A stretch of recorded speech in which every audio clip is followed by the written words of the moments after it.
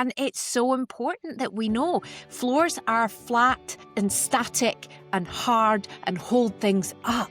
That is not at all what our pelvic diaphragm does. It's dynamic.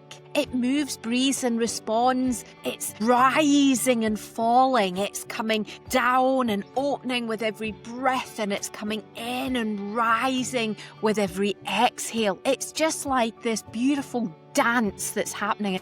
Welcome to Hope for Your Pelvic Floor, the podcast where honest conversation meets real evidence-based solutions for your pelvic health. I'm Sparrow, second-generation Pilates teacher, educator and best-selling author. I'm here to help you understand your body better, move with confidence, and finally get answers that make sense. Each week, we'll bust myths, share insights from movement science and pelvic health research, and give you practical steps you can actually use in your everyday life. Because pelvic health isn't just about exercises, it's about reconnecting with yourself, one breath, one choice, and one movement at a time. Let's get started. Welcome back, everyone. We are deep into season 3. This is episode 33 of the whole podcast, which is amazing. Thank you all so much for the amazing support that you are showing, for reaching out, requesting topics, telling me how meaningful the episodes have been, your particular takeaway. It really does mean the world to me, because it helps me to know what to share, that what I'm sharing is of value. It makes me feel a little bit less weird when I'm sitting here talking to myself, when I can think about all of you who I know are literally listening in every week. It really does mean the world. And when you rate and review, as you've been doing, it helps other people to find it. And, you know, that's the ultimate mission, isn't it? To put the hope for your pelvic floor, for other women's pelvic floor, into their hands, whether it's the book, the podcast, the membership, whatever it is. It's just about reaching more women with this message of hope for your pelvic floor. So I wanted to start today with a big thank you for that. Last week we had a funny kind of episode because it was a revisited.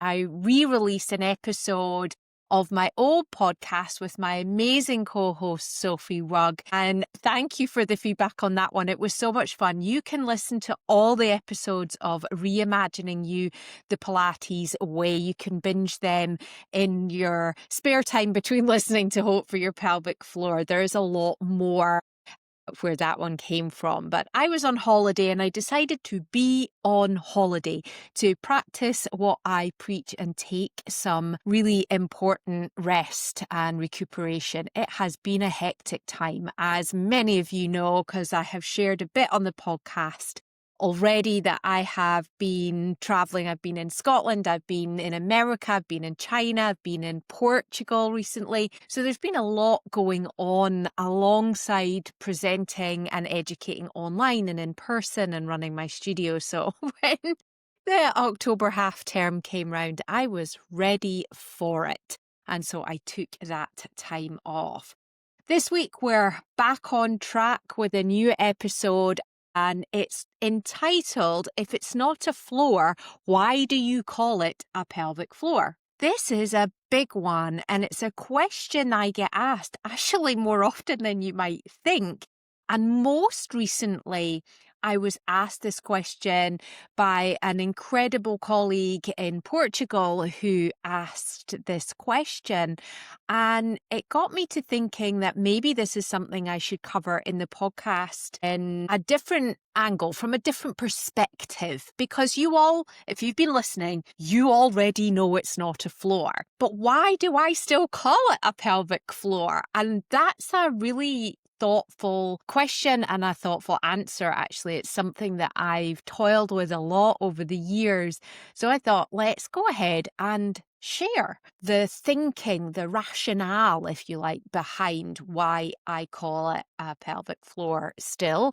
in the name of my book, in the name of the podcast, in the work that I do, I still call it that. And it took me right back when he asked me this question recently. It took me right back to when I was actually writing the book. So when I was writing Hope for Your Pelvic Floor, it was an emotional journey, let's just call it that. And at one very emotional point, I had to pick my title. And honestly, I was feeling a lot of pressure. I felt a bit suffocated by this decision. It was holding me back with a lot of the other things that needed to be done, like the book cover design and many other things. And my book coach was saying, like, he was brilliant because he was holding me accountable. So by this date, you must have the title. But it just made me feel more suffocated in this decision. And underlying it all was because I knew I needed to have pelvic floor in the title, and at the same time I am teaching that it's not a pelvic floor. So I was in this real turmoil around it. And I remember the kind of turning point day. I was in my studio in Leeds and I was with the women's health physiotherapist Anna Kroll.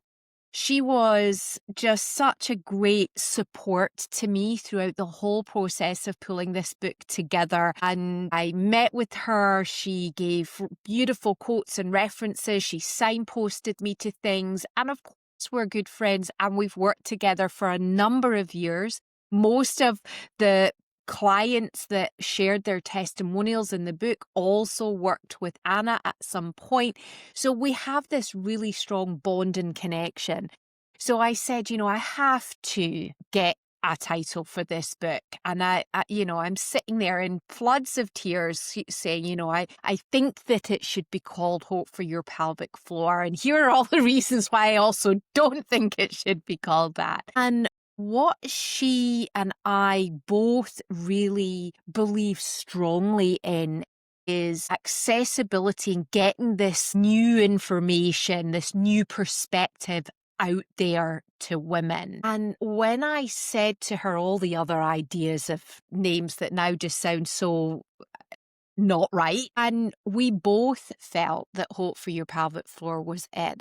And what I realized in that moment, talking through and saying out loud to Anna, is that really for me, it was more about it was more about me, basically. Calling it something other than Hope for Your Pelvic Floor made it about me. It was all about my fears, my worries about what people in my profession might think or say, what my mentors in my profession would say when they know that I know that it's not a floor.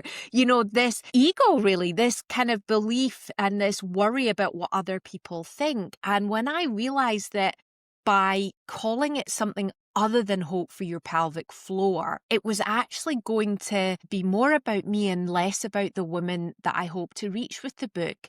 And that actually, if I called it Hope for Your Pelvic Diaphragm, it would alienate, it would exclude and alienate the very women that I want to reach. And once I came to that eureka realization, it was so easy and I felt proud to call it Hope for Your Pelvic Floor. And ultimately, that's why I continue to refer to the pelvic floor, because by using the language, using the wording that you as a listener, as the woman out there in the world that needs to learn this different way, this is the way you think and speak. Therefore, I need to speak to you in that way so that I can embrace you. I can hug you. I can bring you in. I can give you hope. And then I can also teach you that it's not a floor, which I've done in many ways in the podcast. Lots of different episodes we've talked about why it's not a floor, what it really is, and why strength exercises don't work. All of that I can teach you. But if I've alienated you and not welcomed you in, then I cannot teach you. I cannot help you and give you hope the way that I really know is my mission to do so.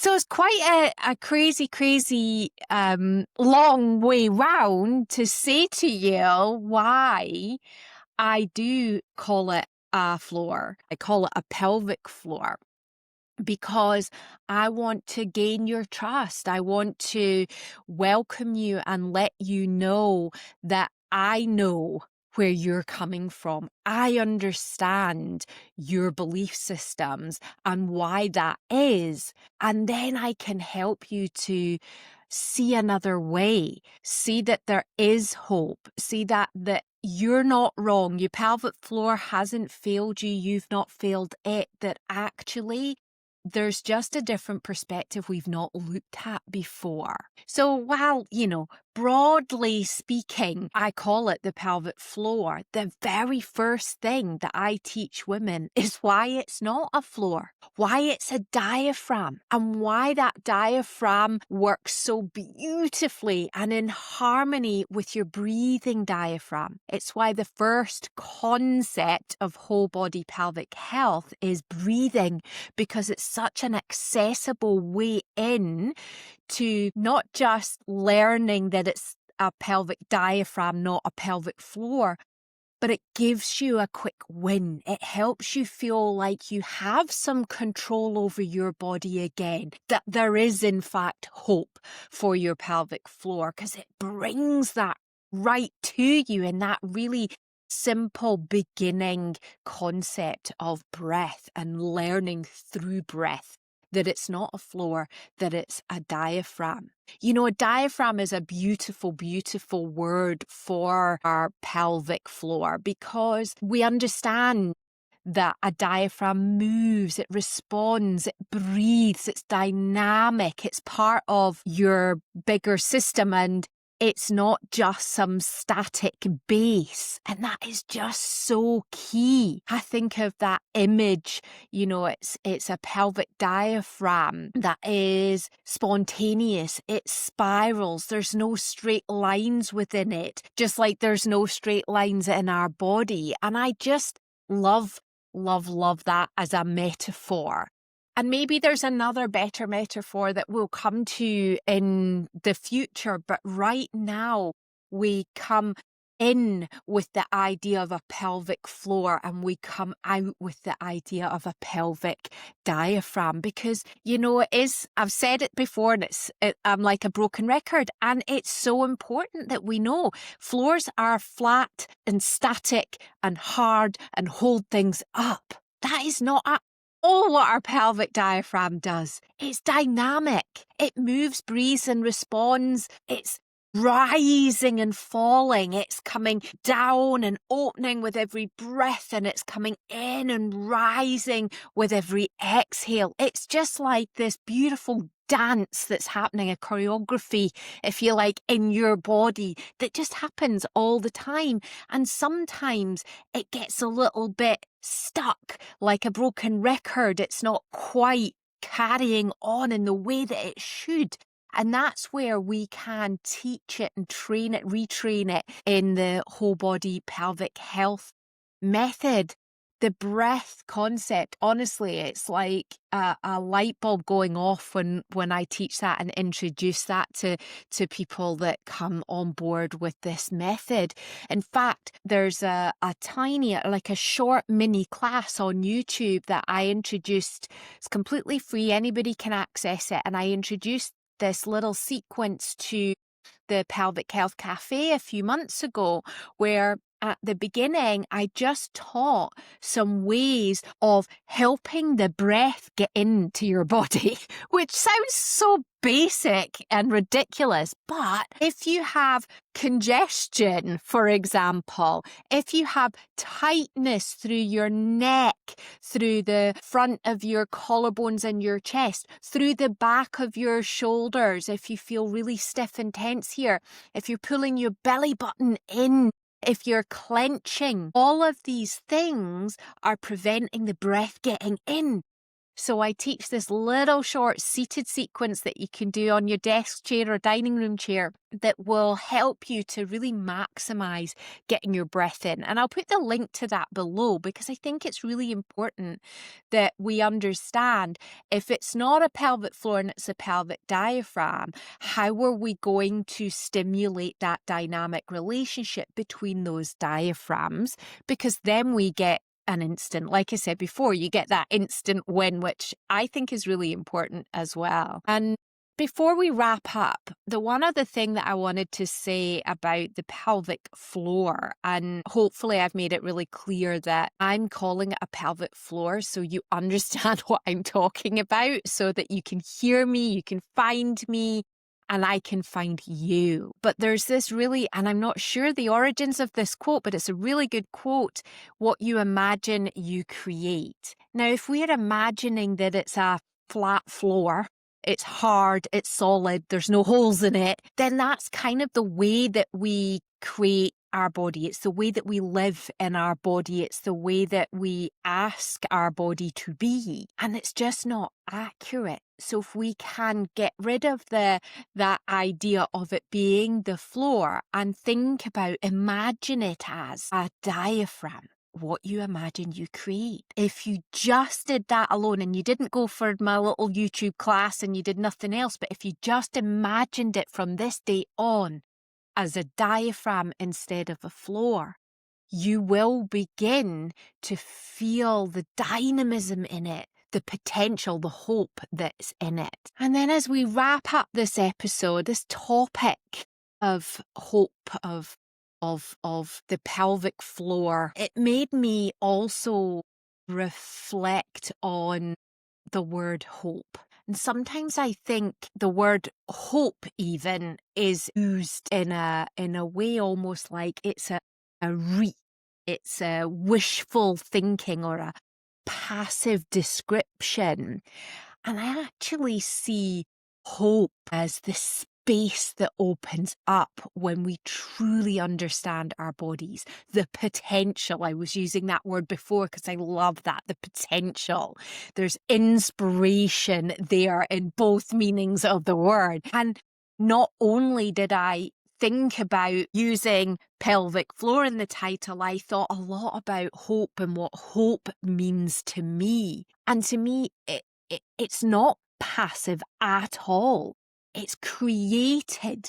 It's created in the moment we understand that our body was never broken. It was only misunderstood. And it's not that we had anything, there's no fault on our part. It's not that there's blame. It's just that we're not educated in a way that helps us to understand truly how our body works. And now hope is there. You do know that it's a pelvic diaphragm that can move, that can adapt, that can heal. And in essence, to me, that's hope, that potential, that space that's created. So my invitation, I like to give you something to think about, consider some practical steps. I'd really like you to think about the next time you breathe, what's really happening? Feel how your ribs expand and your pelvic diaphragm responds. And maybe you don't feel it right away. Be patient, because you are looking for it, it will come. What you imagine, you create. Hope lives in that very moment, in knowing you were designed to move, breathe, and heal as one whole body. So look for it. Look for the opportunity and the space for that by pausing with your breath, feeling the movement, and more movement and dynamism will happen. And then couple more steps that you could take today. Go onto the YouTube channel and find that free class. I'll put a link to it in the show notes so that you can do it. It's like 10 minutes where you can do it seated on a chair and you can help get the breath in freely. Next thing to do is join me. Bring your questions. Come to the Pelvic Health Cafe. We meet every month. It's totally free. Anybody, anywhere can join. All you need to do is join by the free Zoom link and we will welcome you in. We can answer questions. We'll do some kind of little education or movement experience, something at the very beginning, but it's very relaxed. And come and share your experiences so that other women can learn. And final thing is to join me again.